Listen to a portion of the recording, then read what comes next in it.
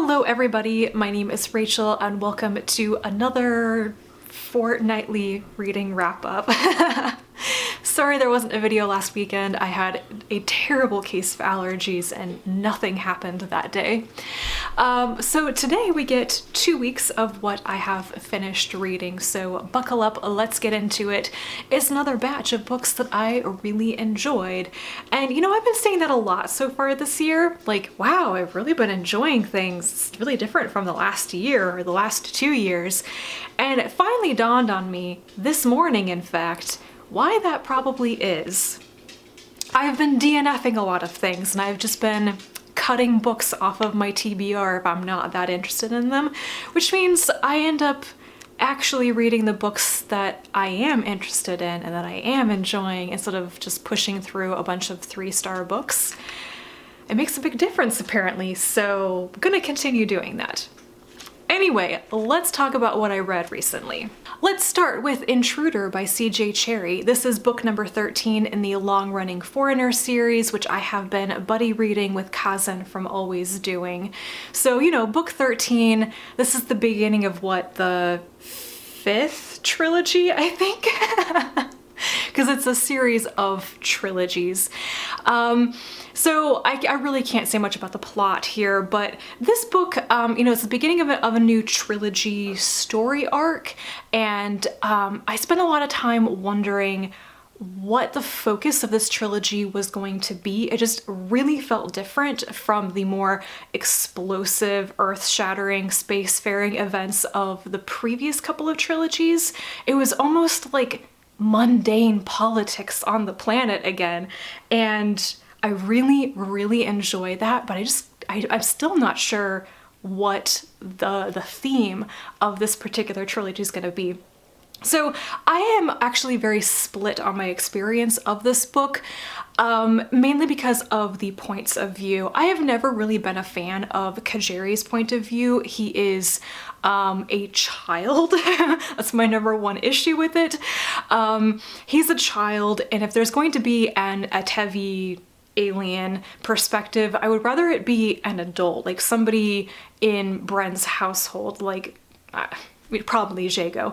But instead we get Kajeri, and he's an 8-year-old boy, and in this book he really behaves like a child in some ways that I thought were kind of not fun and very unflattering, maybe.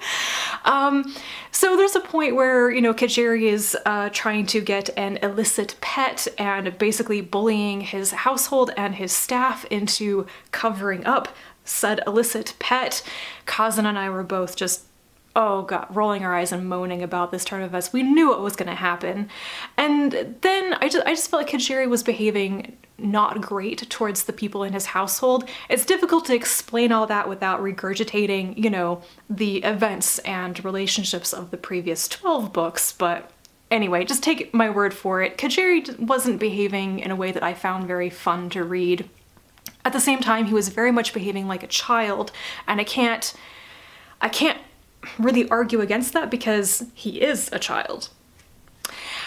That being said, I loved everything happening in Bren's perspective. I want the nitty-gritty of all of the mundane politics. I want to dig into all of the clan intermarriage stuff, like gimme.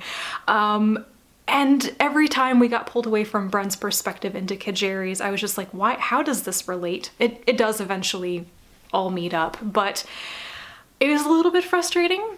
So yeah, I continue to really enjoy the series. I will always continue reading for more of Bren and just the broader storyline and the fantastic side characters. But this one was a mixed bag.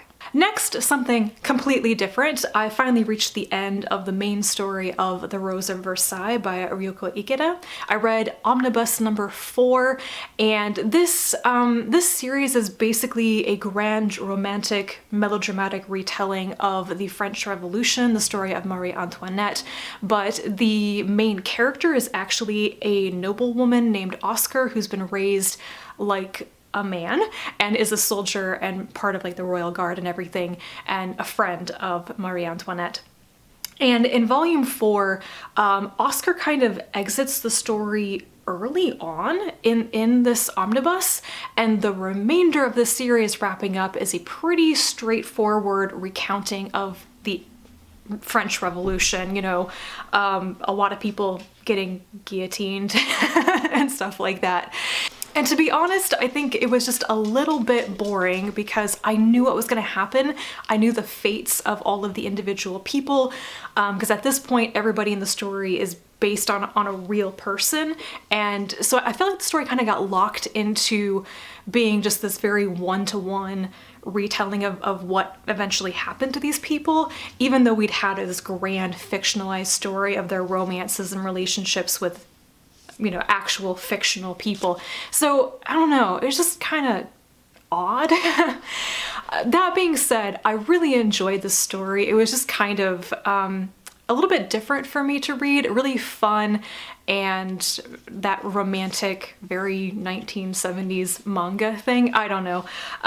So yeah, I'm really glad that I read this, but I think the ending of it wasn't really what I wanted for the main character. And there is a 5th volume that I'm probably not gonna read. I believe it's a collection of all the bonus material, like the one-shot stories that ran along with the main series, and I'm not super interested in those right now. So thus endeth the Rosa Versailles for me. It was a good read, and I'm glad that I checked it out. A little while ago, I finished reading the Windflower series by Andy C. Buchanan, which is 5 novellas that are billed as contemporary witchy fiction. And there are other novellas by other authors within this kind of collective. So I decided I was in the mood for more of this, and I picked up Riverwitch by Rem Wigmore. This one appealed to me because it was kind of about using magic for the environment. The main character is kind of monitoring a river ecosystem.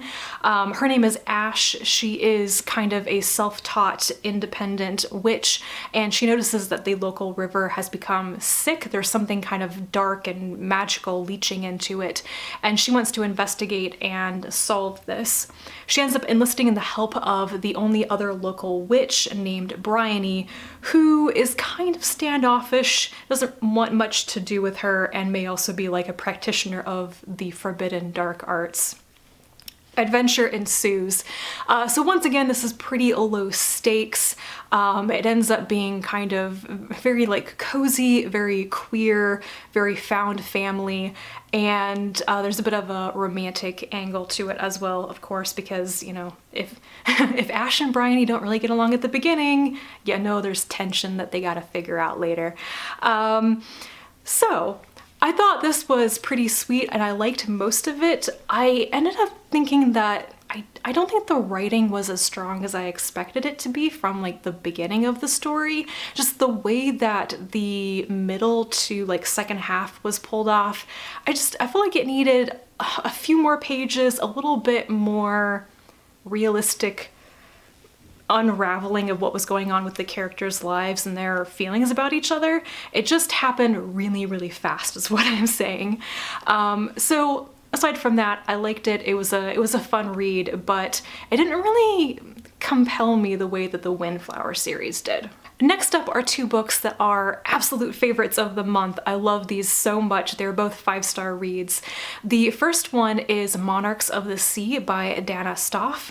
This is a nonfiction book about the paleontology, the history and development of cephalopods. I'm probably saying that incorrectly, but I've been on a little bit of like a natural history, archaeology, paleontology kick recently, and that has been specifically cephalopods and octopuses for like 2 months now. I don't know why, I'm just having a good time. Anyway, I loved this. It was like a marriage of what I really enjoy, the paleontology, looking at the fossil record and discussing the evolution and development of different branches of the cephalopod family, and then just, you know, learning really fun stuff about octopuses and squid and cuttlefish and stuff like that. So I learned a lot from this, and I thought it was written in a very engaging, sometimes slightly humorous manner, and it just, Yeah, I loved it. I learned a lot from it, and I find cephalopods even more fascinating now. I need to like read an entire book about, gosh, ammonites and nautiluses and probably more octopuses and probably squid. Just very fun. So yeah, I super enjoyed this and I would recommend it if you're interested in cephalopods. Specifically, Monarchs of the Sea is an updated and revised version of Staaf's first book, which I want to say was called like The Empire of Squid or something like that. It is not exactly the same book. So Monarchs of the Sea is the one I would recommend. It is the updated version, and yeah, I really enjoyed it. And I think that Staaf has some other books out now, so I'm gonna have to chase them down and hopefully they'll be just as good. The other book that I really loved was The Secret Lives of Country Gentlemen by KJ Charles. This is not a surprise because I have been eating up KJ Charles's historical queer romances for the last couple of years, but I think this one really surprised me with how much I enjoyed it for not just like the romantic steamy bits, but the way that it handled the characters' like family trauma and how they built their relationship together. I loved it. It felt like people trying to do the healthy thing for themselves. So let's unpack this book a little bit. So this book begins with a man named Gareth who lives in London having kind of a week-long passionate affair with a stranger from Kent named Joss.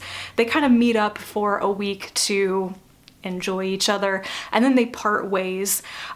Gareth, something very abruptly bad has happened in his life, and he kind of pushes Joss away. They go their separate ways, expecting to never see each other again. And then, of course, they encounter each other again because Gareth suddenly inherits his family's title and estate when his estranged father dies. He ends up moving to his new house in the marsh in Kent, and lo and behold, the man that he knew only as Kent, aka Joss, is the kind of big man of the local smuggling family, and they are initially pitted right against each other, but then come around to kind of fight against other problems. And that right there is why I really enjoyed this.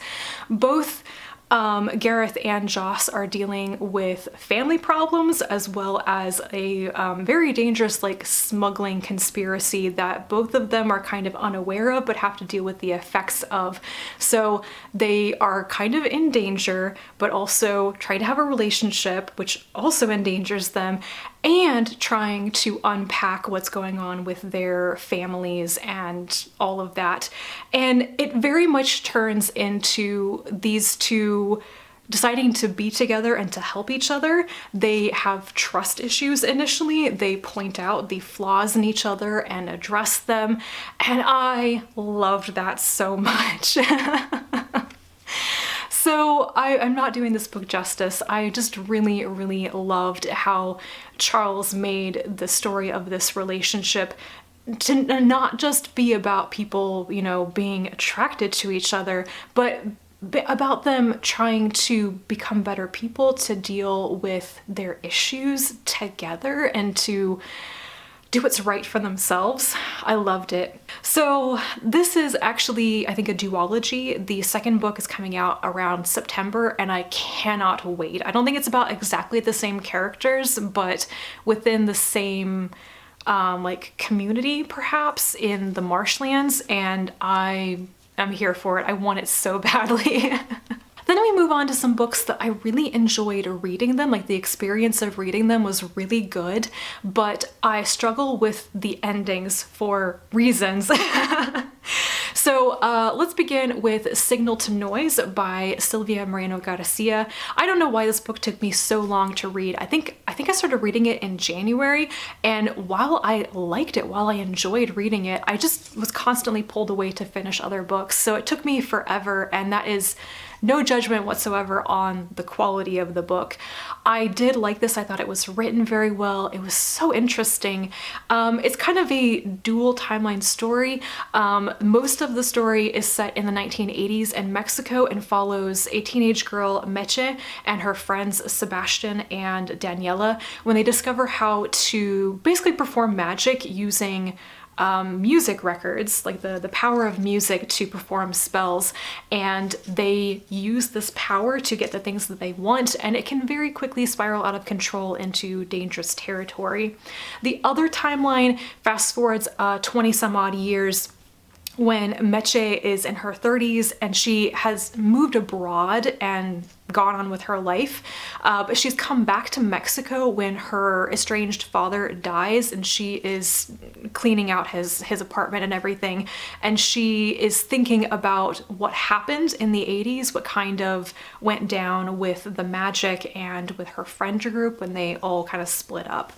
So it's a story of kind of coming of age, teenagers kind of spiraling in their newfound power and hormones and attractions to each other, a lot about the culture and the music of that time, and then just how it could kind of implode, but maybe there's a second chance perhaps. Yeah, it was complicated. The main driver of the story is Meche, and she's also the really complicated part because I thought she was an incredibly unlikable person. When she's a teenager, I felt like it was understandable. She does some nasty things. She's kind of like lashing out at people because she's a hormonal teenager. Her family is falling apart. Her parents are getting divorced. It's just, life is tough. But I was shocked that she was still so unpleasant and almost like nasty to people when she was an adult and coming back to Mexico. I could get the fact that maybe she doesn't really enjoy her family and being with them, but at the same time it was like, wow, you're just like, you cannot stop yourself from saying mean things to your old friends. Like, can you keep your mouth shut or not? I think it went beyond her just being like kind of a prickly person. I felt like she was intentionally really being harsh and pushing people away, and I was like, yeah. So this actually was interesting. I think the reason why when I came to the end of the book it bothered me somewhat is that the end of the story, what I thought was kind of presented as the happy ending, was Meche ending up with somebody that I thought they should not be together. I thought she was almost like emotionally abusive to this person. It was a very like toxic relationship, and I did not find that to be a happy or expected ending. I just didn't want it. And the more I think about it, the more disturbing I kind of find it, because just maybe don't treat people that way. Whatever, it was a really interesting story, and I thought it was really cool to read something about the 80s and like the music and the culture of the 80s that is not about how everything happened in the US. There are some things I do like recognize. They're sort of international things of that time period, but a lot of it was really focused on what it was like to live in Mexico at that time, and I thought that was just really cool. And lastly, I read Burnham Wood by Eleanor Catton. I don't know if this seems like kind of a weird thing for me to read or not. I feel like my tastes are a little bit wide-ranging anyway, but this is a literary fiction novel, and I've never read or successfully read anything else by Catton before. I really bounced off of The Luminaries, even though I always find the description of that book very appealing. Actually trying to read it, it's never happened. But anyway, this is her latest novel, and once again the description really caught my attention, so I decided to try reading it, and I didn't realize how literary it would be, or that it was a thriller at first. Whatever. And it's yet another one that I really enjoyed. I found it so engaging. I just wanted to keep reading this book. It was well written and interesting, and the people were so messed up, and it's careening towards tragedy. Oh my goodness. I find this book really hard to describe. The main plot is essentially a guerrilla gardening collective in New Zealand is kind of invited by an American billionaire to expand their operations to an estate that he has bought from a local New Zealand family. only nothing is as it is initially presented to be. The gardening collective hasn't been making a lot of headway. The people who run it are possibly on the outs with each other. They kind of need their last big break. And so when they suddenly get this offer to like be bankrolled by the billionaire, it should be too good to be true, and also maybe kind of against their values, but they jump on it anyway because it could get them somewhere. But the billionaire, you know, is not a good person and has his own ulterior motives, and it's all about, I personally think this story is all about how all of the characters just are living their lives. They are only thinking about themselves as the protagonists or like the heroes of their own stories, and you can see that they never really know what is actually happening. They all have little bits of the puzzle, but none of them ever get together and really put the pieces together and figure the situation out. And then it just explodes. Just the interpersonal relationships, friendships gone sour, people trying to manipulate each other, people using each other but trying to justify being manipulative, and then, you know, the billionaire. The billionaire is just a bad guy, no surprise. Wow. So I was glued to the page with this book, and then with the ending, which I won't spoil, but it wasn't until the ending of this book when I read the last like 15 pages and I went, you know, I wonder if this is, you know, borrowing more from Macbeth than I thought it did initially. Macbeth is a tragedy. So if you don't know, Burnham Wood is a reference to something in Macbeth. And a lot of this escaped me because it's been years since I read Macbeth, and it's also not my favorite Shakespeare play. But I think that if you are more familiar with Macbeth, you might see a lot more of the references and the inspiration that Catton took from that, and it would be like really interesting. So I think that for all of the buildup and the tension and the action at the end of the story that was, I think, legitimately thrilling, the ending was a tiny bit of a letdown for me. Even though I could see how it all went in that direction, how it just went out of control, like that's what happens sometimes. It felt strange to me that the way that the story was told kind of broke down. There's this thing where like you always get to see how things happen, even if you have to switch to another person's perspective to get bits filled in. But in the last 10 to 15 pages, there's some stuff that happens completely off page, and we never come back to fill that in. And I thought that was kind of a strange choice. It felt like a part of the end of the book was very truncated, and I didn't know why we wouldn't see these particular scenes. Instead, we just have kind of a secondary character show up, look around, and just see, she doesn't know what's going on. So why? Part of me thinks that it's kind of the way that like a Shakespearean stage play would end with, you know, wow, here's the ending, close the curtains, that's it. But I felt it was a little bit unsatisfactory because I wasn't entirely sure what had actually happened, and I didn't like that uncertainty. Anyway, it was a very enjoyable book, like pretty much everything else I've talked about this week, so yay. And I finally read something by Eleanor Catton. Much like Burnham Wood, this video is going in a messy direction and I don't know how to wrap it up properly, so I'm just gonna stop talking now. Those are the things that I have read recently, and I am onto a new batch of books that I'm also really enjoying, so my enthusiasm levels remain high. I'll be back to talk to you again very soon, and happy reading until then. Bye.